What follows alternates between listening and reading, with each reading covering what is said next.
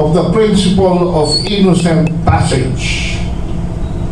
Trespass into the territorial sea of Scarborough Shoal. Wow! Napakalakas na statement niyan. Kaya kung mapapansin ninyo, lahat ng mga troll ng Malacanang ang tawag sa akin ay traidor. Lalong-lalo na yung star witness ko ngayong umaga na ipapakita ko dito sa PowerPoint presentation natin. When will the Philippines stop proxying for the U.S. rule-based order and obey international law? Two Chinese vessels, a naval destroyer and a Coast Guard, chased the BRP Suluan. In the process, the Philippines violated the International Collision Regulation, called REGS for short, when it executed a maneuver kill, causing the Chinese Coast Guard corvette to collide with the PLA Navy destroyer. The PCG confirmed that the location was PCG po ito, report. 08:30 hour, 11 August 2025 at latitude 15 degrees 02.8 minutes, longitude 118 degrees 11.3 degrees east, or vicinity of 10.5 nautical miles, 10.5 nautical miles east-southeast of Bajo de Masinloc or Scarborough Shoal. In other words, 1.5 nautical miles within the 12 nautical mile Scarborough's territorial sea. The incident, which has not been acknowledged officially by the Chinese state media, allegedly resulted in the death of two Chinese mariners and dealt a 10-meter deep damage to the bow of the CCG vessel. Chinese experts have repeatedly blamed the Philippines for the collision, asserting that Manila should cover the costs of unspecified damages. Can we show the first slide, please? Yan po ang innocent passage. Libre po ang any nationality vessel to even enter the territorial sea of another state.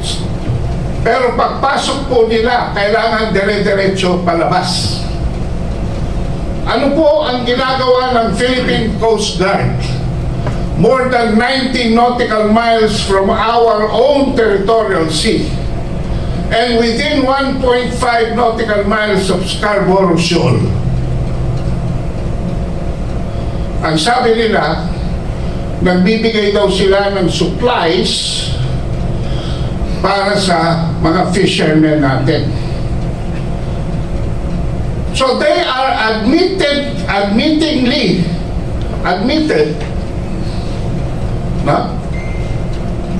na pumapayag ang China na mangisda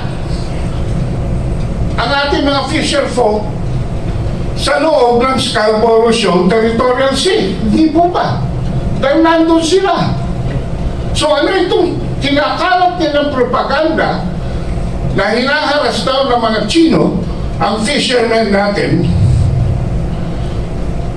na tahasan naman dinideny ng mayor mismo ng Masinloc at saka na mas marami pang hindi bayan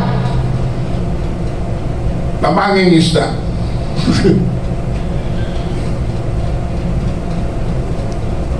And the reason we will explain later. So I encourage you to challenge me as to the details of everything I will say here para magkaliwanagan na tayo. Let us not treat this as a press con. Let us treat this as a briefing, as an academic experience, para once and for all, dahil hindi namin alam kung kailan kami babalik ng Davao, para maintindihan ninyong lahat kung ano talaga ang nangyayari. Ito po lamang ang violation nila. Ayan, no?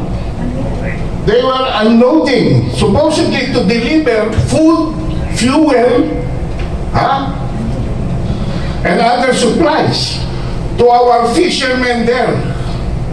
So they were unloading commodity in violation of innocent passage.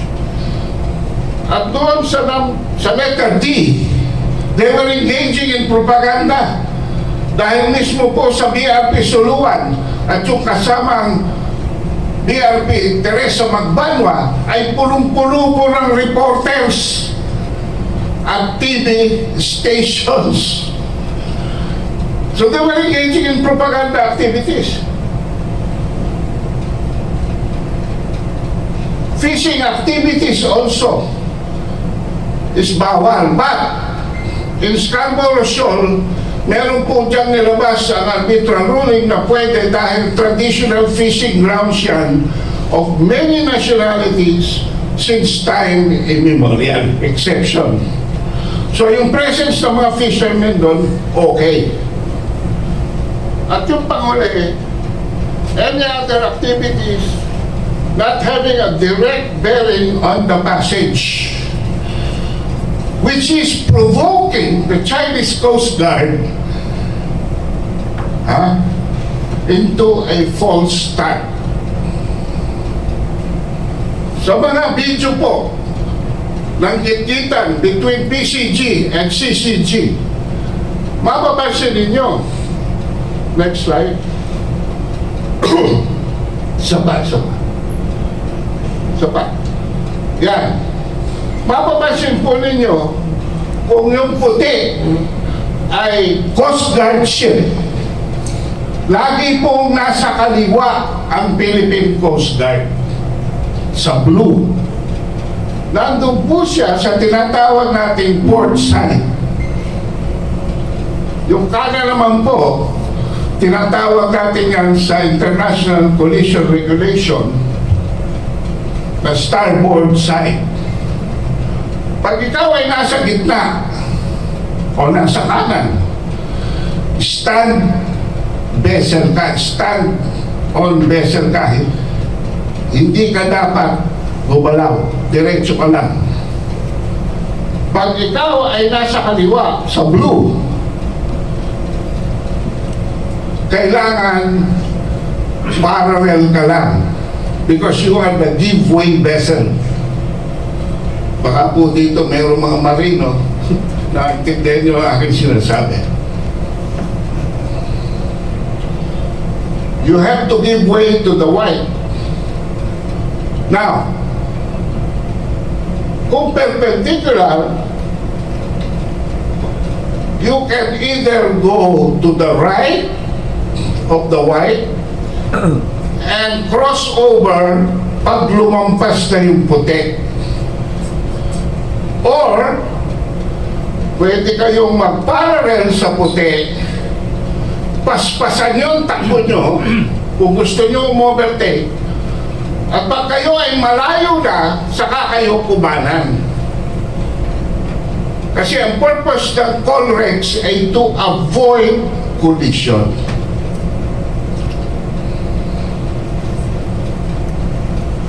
Ano po ang modus operandi ng Philippine Coast Guard? At bakit nila ito ginagawa? Ang modus operandi po nila simple lamang. Sabi ko nga kanina, to provoke a false start. Mapapansin nyo na tuwing o-overtake sila, pagdating po nila sa dulo, sa may bow ng Chinese Coast Guard, bigla silang kakat sa harapan ng Coast Guard fishing for a collision.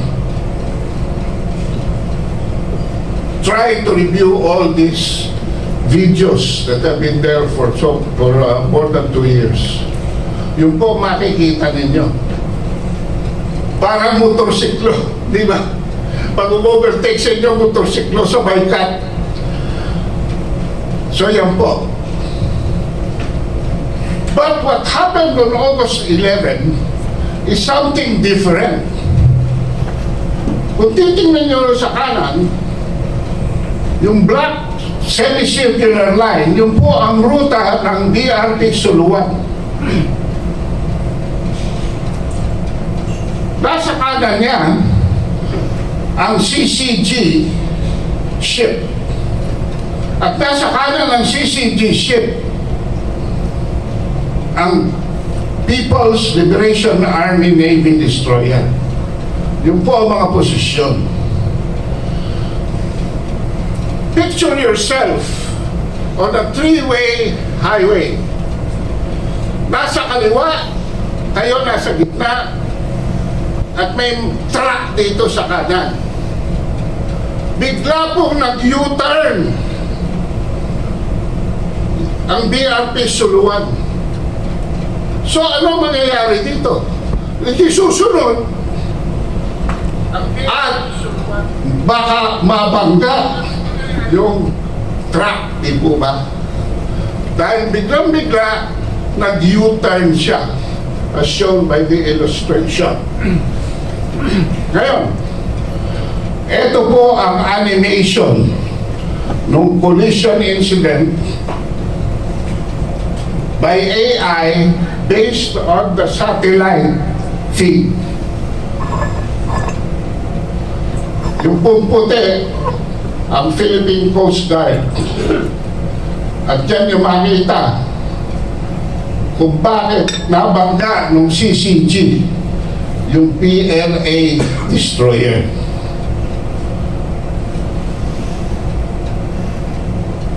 Ayan po. Ito po ang damage.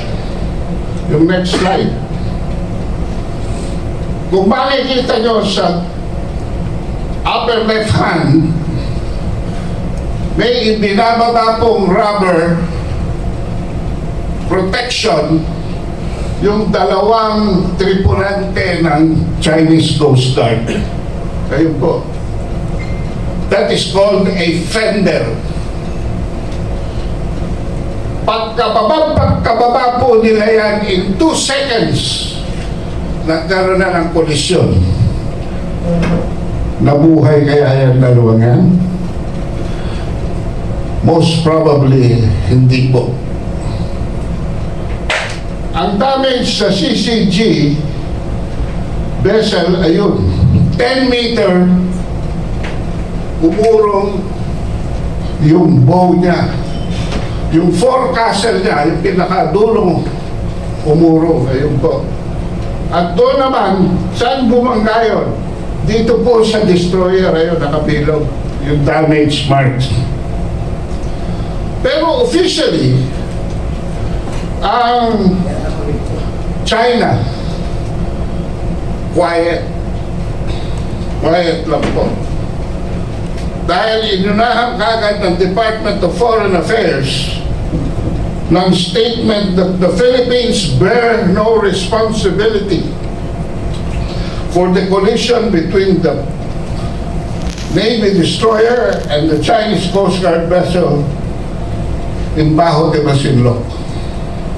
It was an unfortunate outcome, but not one caused by our actions. So, quiet naman ang Ministry of Foreign Affairs ng China for any reparations, but was seen likely to strain relations between Manila and Beijing.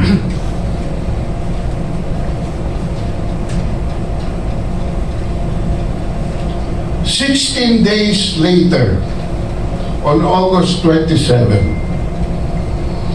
Bloomberg reported that Taiwan's Foreign Minister, Lin Chia-hing, visited the Philippines as part of a U.S.-Taiwan Economic Council meeting with certain Philippine officials. Hindi ho nyo ito naririnig sa mainstream media, no po?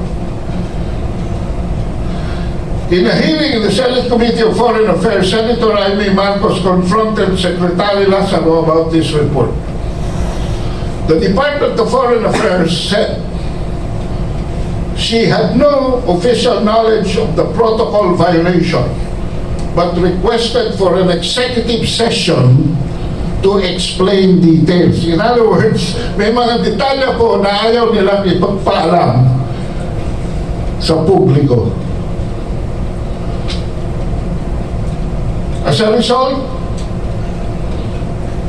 2 days after China's Ministry of Foreign Affairs issued a strongly worded response to the effect that Taiwan independence is red line issue with mainland China, because this is in violation of the One China principle, hurting China-Philippine ties. This once again reflects the serious lack of credibility, sabi ng Chinese spokesperson, of the Philippine government. Dahil probinsya lamang po under the One China policy ang Taiwan, ang People's Republic of China, and any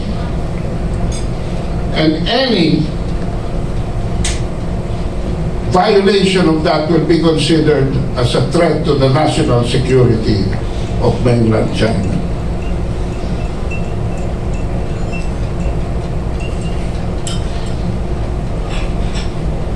China's spokesperson correctly pointed this out, as this is not an isolated case.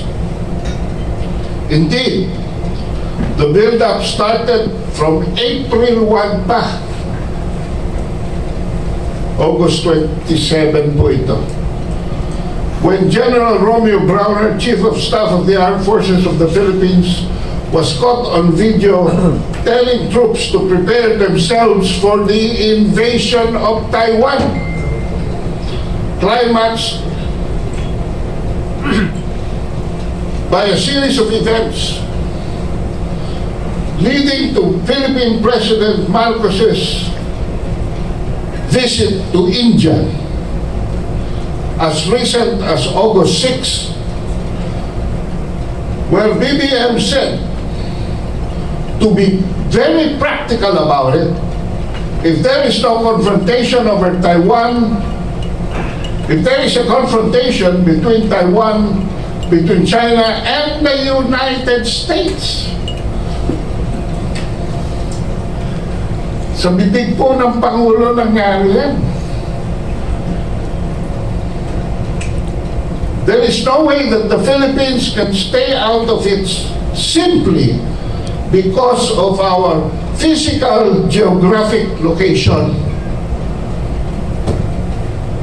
Kayo po ba ay naniniwala dyan na simply because of geography tayo ay madadamay sa gera? Gusto po namin malaman, dahil ang Davao po ay nakaslate under EDCA to be the site and the deployment for the drone manufacturing of the United States of America.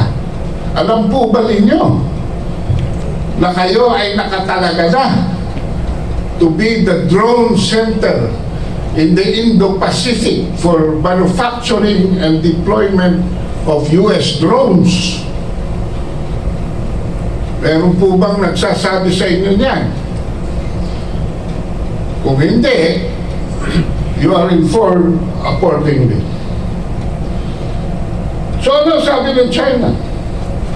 Stop playing with fire on the issues concerning China's core interests. and stop sending any wrong signals to Taiwan independent separatist forces.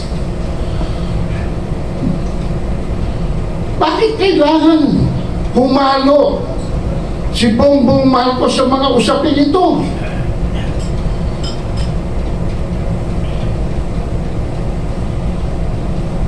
But at the end, it issued a stern warning. The Philippines must not underestimate the firm resolve of the Chinese people to safeguard our sovereignty, according to the spokesperson, and territorial integrity. There is a price to pay for trampling on China's red line, and all consequences arising therefrom will be borne by the Philippines. Hindi po nagsasalita ang China ng ganito. Because ang priority nila economics. More than 150 countries have already joined the Belt and Road Initiative of China. Even the Sahel governments of Nigeria, Mali, and Burkina Faso in Africa are already building the first bullet train in Africa. Can you imagine that? Naunahan pa tayo ng Burkina Faso. I will bet you, ni isa sa inyo, hindi nyo maituturo ang Burkina Faso sa mapa.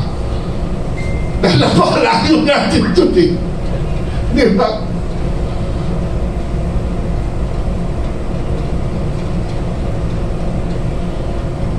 So last December, China sanctioned 7 companies over U.S. military assistance to Taiwan.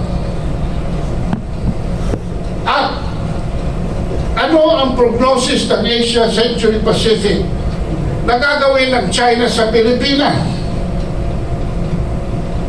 Ito po ang aming prognosis on what they meant by price to pay. And we have this in August, September na po ngayon. As a minimum, calibrate the economic sanctions like reduction of imports. Tama na naman ang Davao. Dahil ang unang imports na tatamaan yan ay yung, kung hindi yung pineapple nyo, ay yung banana nyo o yung durian.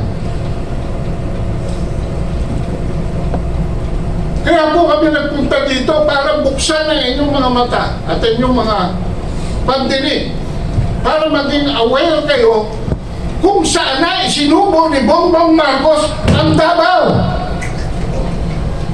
hanggang sa pineapple ng Bukidnon. Ang Mindanao. Alam niyo po ba na nagsara na ang Del Monte? Yes. 33,000 employees ang nawala ng trabaho. Sarado na. Sarado na. Bukidnon? Bakit po? Dahil sa 19% tariff. Ang sinafactor lang po ng Del Monte, bawat isang lata ng pineapple ay 5%. So, pag tinagtagan nyo ng 14%, lugi-lugi na sila. So they might as well stop producing.